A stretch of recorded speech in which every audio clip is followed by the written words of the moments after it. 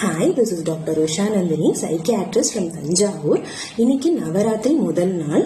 இன்னையிலிருந்து நம்ம நவராத்திரி அதோட கான்செப்ட்ஸையும் சைக்கியாட்ரியையும் ரிலேட் பண்ணி சில ப்ராக்டிக்கல் வீடியோஸ் நம்ம பார்க்க போறோம். ஸோ இன்னைக்கு நவராத்திரி முதல் நாள் காடஸ் துர்காவோட ஃபர்ஸ்ட் ஃபார்ம் காடஸ் சைலபுத்ரியை வணங்குறாங்க.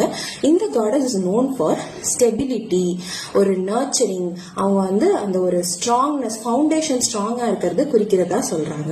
இதை நம்ம சைக்கியாட்ரியில எப்படி இன்கார்பரேட் பண்ணலாம்?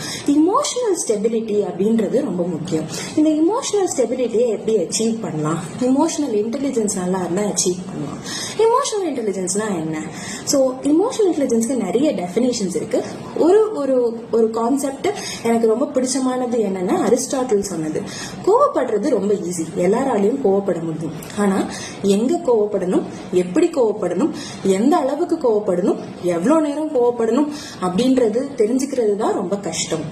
அதை தான் நம்ம இமோஷனல் இன்டெலிஜென்ஸ்ன்றத கான்செப்டை போறோம். ஸோ இமோஷனல் ஸ்டெபிலிட்டி நல்லா இருக்கு, நம்மளோட மூளையை யூஸ் பண்ணி நம்மளோட இமோஷன்ஸை நம்மளால ரெகுலேட் பண்ண முடிஞ்சது அப்படின்னா நம்மளோட மென்டல் ஹெல்த் நல்லா இருக்கும்.